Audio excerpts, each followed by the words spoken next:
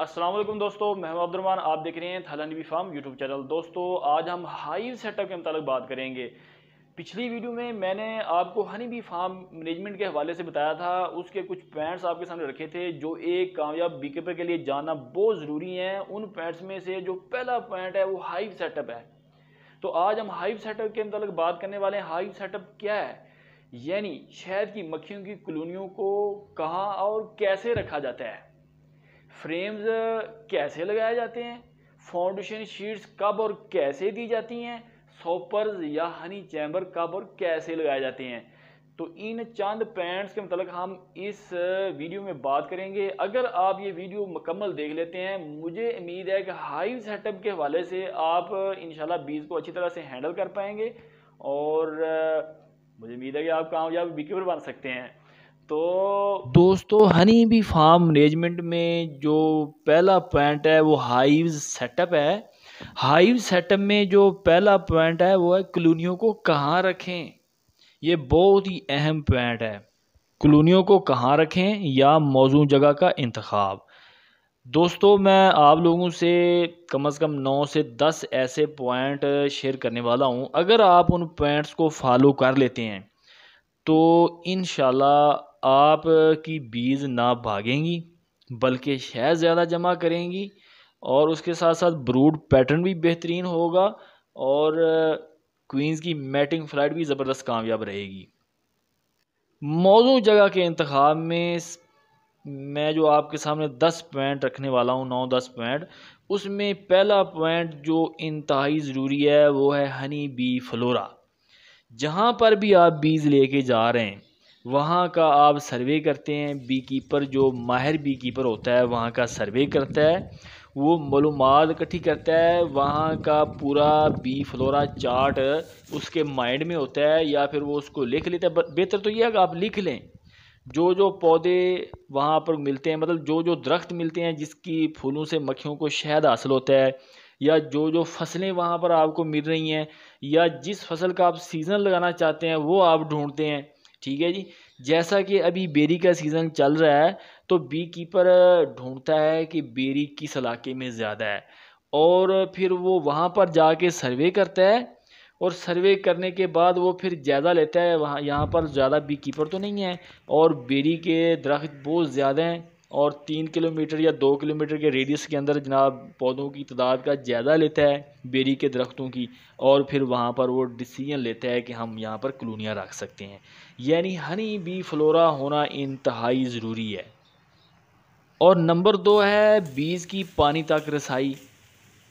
बीज की पानी तक रसाई आसानी से होनी चाहिए। बिल्कुल पानी जहाँ पर आपने फार्म रखा है उसके करीब होना चाहिए। तो इसके ऊपर भी हम इंशाल्लाह मुकम्मल एक वीडियो बनाएंगे। जितना पानी करीब होगा उतना ही ज़्यादा अच्छा है। जैसे टेम्परेचर बढ़ता है बीज को पानी की ज़रूरत रहती है। अगर करीब पानी नहीं है बीज को पानी की ज़रूरत है तो बीज पानी लाने के लिए बहुत दूर जाती हैं और जब तक वो वापस आती हैं तब तक बहुत सारा टाइम उनका वेस्ट हो जाता है। ज़ाहिर है कि जब गर्मी बढ़ती है तो बीज को अपने कॉम्स को ठंडा रखने की ज़रूरत पड़ती है। इसलिए जहाँ पर भी आप फार्म रखें पानी बिल्कुल करीब होना चाहिए, अदरवाइज़ शहद की प्रोडक्शन बहुत कम होगी। पॉइंट नंबर 3 है मौसमी एतबार से जगह का चुनाव। अगर शदीद सर्दी है तो हम बीज को धूप पे रखेंगे, अगर शदीद गर्मी है तो हम बीज को छाँव में रखेंगे। यानी सर्दियों में धूप में और गर्मियों में छाँव में रखेंगे। हबस के दिनों में हम बीज को ऊंची जगह पे रखेंगे और शदीद सर्दी में जब बीज जम जाती हैं, फ्रीज हो जाती हैं, तब हम बीज को आड़ में रखते हैं जहाँ पर धूप तो अच्छी लगे लेकिन ठंडी हवा बिल्कुल ना लगे। और ख़ास तौर पर अगर आड़ हमारे पास मौजूद नहीं है तो बॉक्सेस के दो जो दाखिली रास्ते होते हैं हम उनको हवाओं के रुख की तरफ नहीं रखते। अगर हवाओं के रुख की तरफ रखेंगे तो ठंडी हवाएं अंदर दाखिल हो के बीज को फ्रीज़ कर देंगी। बीज सारा दिन बिल्कुल काम नहीं कर पाएंगी, ब्रूड भी कम हो जाएगा, प्रोडक्शन भी कम हो जाएगी और आपको फीड भी ज़्यादा देनी पड़ेगी, हत्ता कि बीज फीड भी नहीं उठाएंगी। और नंबर 4 है हाई ट्रैफिक वाले एरिया से, सड़क के किनारों से, गुजरगाहों से आपने फार्म को दूर रखना है ताकि हाई ट्रैफिक की वजह से आपकी बीज ज़ाया ना हो और सड़क और गुजरगाहों के करीब जो लोग गुजरने वाले हैं उनको भी प्रॉब्लम ना हो। अगर आप सड़क के किनारों पर रखते हैं तो गुजरने वालों को जब बी स्टिंग करेंगी तो वो आपके फार्म को नुकसान पहुंचा सकते हैं। और नंबर 5 है, ज़्यादा आबादी वाले इलाकों से भी दूर रखना है आपने। आपने बिल्कुल फार्म को आबादी के अंदर नहीं घुसेड़ के रखना। अगर आबादी के अंदर रखेंगे तो रात को लाइट्स लोग जलाते हैं, जब लाइट्स ऑन होगी तो लाइट्स पर बीज जाएंगी, जब लाइट्स पर बीज जाएंगी तो रात को उनके बिस्तर पर गिरेंगी, उनको स्टिंग करेंगी। उस वजह से भी इलाके के लोगों के साथ आपके तल्लुकात ख़राब हो सकते हैं और आपकी बीज भी ज़ाय होती हैं उससे। इसलिए ज़्यादा आबादी वाले इलाकों में आपने बिल्कुल भी बीज नहीं रखनी, बल्कि कोशिश करें ऐसी जगह पर बीज रखें जहां आसपास आबादी बिल्कुल ना हो। और पॉइंट नंबर 6 है पेस्टिसाइड फ्री जोन। आपने ऐसी जगह पर अपना फार्म रखना है जहाँ पर पेस्टिसाइड का कम से कम इस्तेमाल हो या बिल्कुल इस्तेमाल ना हो। बेहतर तो ये है कि बिल्कुल इस्तेमाल ना हो, या फिर अगर आपने ऐसे इलाकों में अपने फार्म को शिफ्ट कर लिया है जहाँ पर पेस्टिसाइड का बहुत ज़्यादा इस्तेमाल होता है, तो कम से कम 1 किलोमीटर तक पेस्टिसाइड का इस्तेमाल ना हो आपके फार्म के आसपास। अगर वहाँ पर पेस्टिसाइड के इस्तेमाल होने का खदशा है तो बीज को फ़ौरन दूसरी जगह शिफ्ट करें, अदरवाइज़ आपकी बीज सारी मर सकती हैं। और नंबर 7 है बी पेरीडेटर फ्री जोन, यानी जिन इलाकों में मक्खियों के दुश्मन ज़्यादा हैं उन इलाकों में आपने बीज नहीं रखनी। आपने कोशिश करना है ऐसे इलाके ढूंढने हैं जहाँ पर मक्खियों के दुश्मन कम से कम हो। मक्खियों के दुश्मनों में हार्नेट आ जाते हैं जिसको हम जंबूर कहते हैं, और इसी तरह से बी ईटर आ जाते हैं जिसको हम सावन चिड़िया या सब्ज़ तोती बोलते हैं। ठीक है जी, ऐसे इलाके ढूंढने हैं जहाँ पर ये चीज़ें मौजूद ना हों। अगर मौजूद हों तो इनका सदेबाप भी आपके पास होना चाहिए। जैसे हम हार्नेट कंट्रोल करने के लिए हार्नेट ट्रैप लगा देते हैं, और बी ईटर्स को कंट्रोल करने के लिए हम कई तरह के तरीके इस्तेमाल कर सकते हैं, वो हम आगे आने वाली वीडियोस में बताएंगे। और नंबर 8 है आग ना लगने वाली जगह, यानी ऐसी जगह का इंतखाब करें जहाँ पर आग वगैरह लगने का खदशा ना हो। जैसा कि लोग अक्सर दरख्तों के नीचे रख लेते हैं, ख़ास तौर पर यूकलिप्टस सफ़ेदा जो होता है उसके पत्तों को बहुत जल्दी आग लगती है। तो ऐसी जगहों पर आपने बिल्कुल भी बीज नहीं रखनी जहाँ पर आग लगने का खदशा हो। नंबर 9 है आपने ऐसी जगह का इंतखाब करना है जहाँ पर बारिशों या सैलाब से पानी जमा ना हो। जैसे कि बहुत गहरी जगह होती हैं, बाज़ कद बारिशें आती हैं उसमें पानी जमा हो जाता है, तो ऐसी जगह का भी आपने बिल्कुल इंतखाब नहीं करना। मतलब कि बारिशों के दिनों में भी आपके डब्बे बिल्कुल डूबे नहीं। और पॉइंट नंबर 10 है शेल्टर, यानी शदीद मौसमी तब्दीली से बचाओ, जैसे कि तेज़ हवाओं का चलना, आंधियों का चलना वगैरह। तो इससे बचाव का आपके पास हल होना चाहिए। दोस्तों, मौजूद जगह के इंतखाब के हवाले से मैंने 10 पॉइंट आपके सामने रख दिए हैं। अगर आप इनको फॉलो करते हैं तो इंशाल्लाह आप बेहतरीन जगह का इंतखाब कर रहे हैं। दोस्तों, अब हम चलते हैं हाइव सेटअप के पॉइंट नंबर 2 की तरफ, यानी कॉलोनियों को कैसे रखें। तो इस हवाले से भी कुछ पॉइंट आपके सामने मैं रखने वाला हूँ। अगर आप उनको फॉलो करते हैं तो इंशाल्लाह इससे भी हाई हनी प्रोडक्शन बढ़ेगी। दोस्तों, कॉलोनियाँ कैसे रखें, इस हवाले से जो इंतहाई ज़रूरी है और सबसे पहले बी कीपर के माइंड में होना चाहिए कि फ़ौरन बॉक्सेस को उतार कर जिस तरतीब से भी आप रखना चाहते हैं रख के फ़ौरन इंट्रेंसेस यानी दाखिली रास्ते बीज के खोल देने हैं। अगर आप बीज के दाखिली रास्ते खोलने में देर कर देते हैं, सुस्ती का मुजाहरा करते हैं, तो आपकी बीज मर सकती हैं, हत्ता कि पूरा फार्म भी ख़त्म हो सकता है। क्योंकि सफ़र के दौरान बॉक्सेस में पहले ही ऑक्सीजन की बहुत कमी होती है। हम जो इनर कवर इस्तेमाल कर रहे होते हैं प्रोपोलिस से भरे होते हैं और हवा का गुजर बिल्कुल नहीं होता। टेम्परेचर बाज़ का ज़्यादा होता है तो बीज मर जाती हैं बॉक्सेस के अंदर।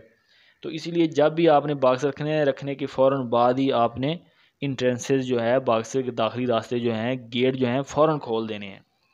तो दोस्तों, बॉक्स रख के फ़ौरन इंट्रेंसेस खोलने के बाद जो चीज़ें आपको, जो बातें, जो पॉइंट्स आपके माइंड में पहले होने चाहिए वो मैं आपको बयान करने लगा हूँ। पॉइंट नंबर 1 है बॉक्सेस को बैलेंस रखना। दोस्तों, आपको मालूम है कि बीज की ये नेचर है कि वो सतह ज़मीन के हिसाब से 90 डिग्री के एंगल से ही कॉम बनाना पसंद करती हैं मोस्टली, और उसी पे अच्छा ब्रूड बनाती हैं और उसी में ज़्यादा शहद जमा करती हैं। बीज उसमें कंफर्ट रहती हैं, पुरसकून रहती हैं। अगर आप दूसरी जगह पे बीज शिफ्ट कर रहे हैं और अपने बॉक्सेस को दाएं और बाएं बैलेंस नहीं रखा, तो उससे ये होता है कि बीज उसमें अनकम्फर्ट महसूस करती हैं और अच्छा काम नहीं करती हैं और ब्रूड भी अच्छा नहीं बनता।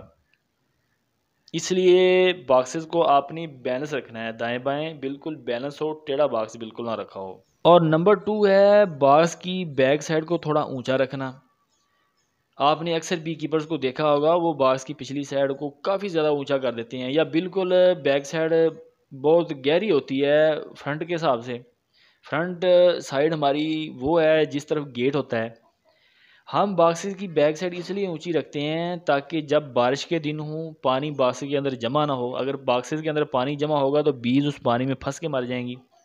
और इसके साथ साथ बीज के लिए ये आसानी होती है कि बीज आसानी से बॉक्सेस की सफाई कर सकती हैं। यानी जो भी उसमें बीज मरती हैं वो गेट की तरफ आ जाती हैं, जो भी उसमें वैक्स होती है वो गेट की तरफ आ जाती है, बीज उसको आसानी से बाहर निकाल देती हैं। अगर ऐसा हम ना करें तो बीज भी उसमें जमा रहेंगी और वैक्स भी जमा रहेगी, जिससे वैक्स माथ लगेगा, बीज में फर्मेंटेशन पैदा हो जाएगी, वो ख़राब हो जाएंगी, उससे तफन पैदा हो जाएगा, उससे बू आने लगेगी, हत्ता कि पानी जमा हो जाएगा उसमें, तो बीज भाग जाएंगी, बॉक्स भी आपका ख़राब हो जाएगा। अगर आप ये सारी चीज़ों से बचना चाहते हैं तो बॉक्स की बैक साइड आपने लाजमी ऊंची रखनी है। और नंबर 3 है इंटरेस्टेज का मुनासिब होना। यानी जो गेट हैं उसको आपने मौसम के एतबार से और शहद के सीज़न के एतबार से और मक्खियों की तादाद के लिहाज से टेम्परेचर के कम या ज़्यादा होने को भी मद्देनज़र रखते हुए उसके साइज़ में अपने तब्दीली करनी है।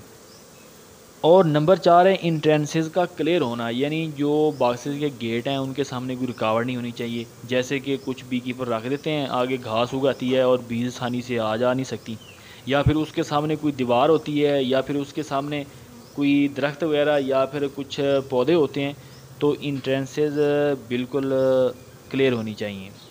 नंबर 5 है फ़्लाइटिंग एरिया भी क्लियर हो। यानी बीज को बाग से निकलने के बाद फ़्लाइट करने के लिए उसके लिए मौजूद जगह का होना बहुत ज़रूरी है। यानी आगे जितना भी एरिया है वो क्लियर होना चाहिए। आपको पता है कि बीज 30 के एंगल से फ़्लाइट करती हैं।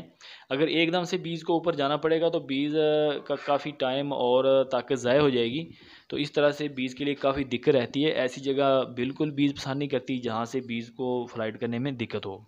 नंबर 6 है बॉक्सेस को दीमक से बचाने का बंदोबस्त करें। जैसे हम बॉक्सेस के नीचे ईंटें रख लेते हैं या कुछ बी कीपर पत्थर रख लेते हैं।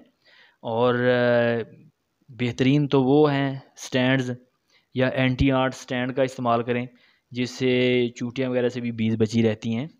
नंबर 7 है बॉक्सेस में मुनासिब फासला। अगर मैटिंग फ़्लाइट का सीज़न है तो एक बॉक्स से दूसरे बॉक्स का दरमियानी फ़ासला कम से कम 3 फुट हो, तो जो क्वींस होती हैं मैटिंग फ़्लाइट के बाद अपने ही बॉक्स में आती हैं। अगर आप बिल्कुल करीब करीब बॉक्स रखते हैं तो अक्सर क्वींस दूसरे बॉक्सेस में चली जाती हैं, जिससे आपकी क्वींस ज़ाया हो जाती हैं, आपको दोबारा क्वींस बनवानी पड़ती हैं। जब मैटिंग फ़्लाइट का सीज़न ना हो, आम दिनों में आप बॉक्सेस के फासले को कम भी कर सकते हैं, हत्ता कि एक साथ भी रख सकते हैं। और नंबर 8 है डब्बे के हिस्से। अफ़गानी बॉक्स में तो कोई ज़्यादा हिस्से नहीं होते, कोई ज़्यादा पार्ट्स नहीं होते, बस बॉक्स होता है, उसमें फ़्रेम होते हैं और ऊपर इनर कवर, वो भी कपड़े वाला इनर कवर होता है और ढक्कन होता है। तो जो ही बॉक्स रखें तो कपड़े के ऊपर से आप हाथ से महसूस करके देख सकते हैं, चेक कर सकते हैं कि फ़्रेम अपनी जगह पर है। अगर फ़्रेम अपनी जगह से हटे हैं तो कपड़ा हटा कर उन फ्रेमों की तरतीब लगा दें और इनर कवर अच्छी तरह से ऊपर करके ऊपर ढक्कन रख दें। अगर आपके पास मॉडर्न बॉक्स है तो उसमें बॉटम बोर्ड और ब्रूड चैम्बर अच्छी तरह से तरतीब से रखें। वो आगे पीछे बिल्कुल नहीं होने चाहिए। ये ना हो कि बॉटम बोर्ड कहीं पर पड़ा हो और ब्रूड चैम्बर कहीं पर हो और उसमें कई इंट्रेंसेस बन गई हों, ऐसा बिल्कुल नहीं होना चाहिए। जो असल दाखिली रास्ता है मक्खियों का, वहीं से मक्खियाँ आ जाएँ और उसमें रास्ते नहीं बनने चाहिए। और हनी चैम्बर की ज़रूरत है तो हनी चैम्बर लगाएँ, सॉपर्स अगर लगाते हैं तो वो लगाएँ। ठीक है जी। तो इनर कवर और ऊपर ढक्कन, तो ये उसके पार्ट वगैरह होते हैं। और नंबर 9 है चूंटियाँ और मकोड़ों से बचाव का बंदोबस्त आपने लाजमी करना है। अगर आपने ऐसी जगह सेलेक्ट कर ली जहाँ पर चूंटियाँ और मकोड़े वगैरह हैं तो उनसे बचाव का बंदोबस्त करें लाजमी। कुछ मेडिसन का इस्तेमाल करते हैं, कुछ एंटी आर्ट स्टैंड इस्तेमाल कर लेते हैं, या जो भी आपको मुनासिब लगे, स्टैंड के साथ ग्रीस लगा दें नीचे। तो जो भी तरीका आपको अच्छा लगता हो, इसके ऊपर एक अलग सी वीडियो हम बना सकते हैं। दोस्तों बॉक्सेस को कैसे रखा जाता है इसके मतलब मैंने 9 पॉइंट्स आपसे शेयर कर दिए हैं। तो ये है एक नया कदम कामयाब बीकीपर बनने की तरफ। दोस्तों हाइव सेटअप के हवाले से अभी काफ़ी सारे टॉपिक मौजूद हैं। फ्रेम्स को कैसे रखा जाता है, फाउंडेशन शीट्स को कब और कैसे लगाया जाता है, सॉपर्स या हनी चैम्बर को कब और कैसे लगाया जाता है, ये 5 टॉपिक अभी बाकी हैं हाइव सेटअप के हवाले से। तो इसलिए हाइव सेटअप में हमने सिर्फ 2 टॉपिक्स को कवर किया है, कॉलोनियों को कहाँ और कैसे रखा जाता है। तो हम हाइव सेटअप के हवाले से इस वीडियो को पार्ट 1 कर देते हैं और दूसरी वीडियो को हम पार्ट 2 के नाम से शेयर करेंगे। दोस्तों आपको मालूम है कि एक वीडियो बनाने में बहुत मेहनत लगती है। अगर आपको वीडियो पसंद आई तो लाइक लाजमी करें, जो आपने सीखा है वो कमेंट बॉक्स में बता दें, या अगर आपको वीडियो पसंद नहीं है तो डिसलाइक करें। अगर चैनल को सब्सक्राइब करने को दिल करे तो सब्सक्राइब करें कोई ज़रूरत नहीं है, बस आप वीडियो देखते जाएं तो इंशाल्लाह आप कामयाब बीकीपर बन जाएंगे।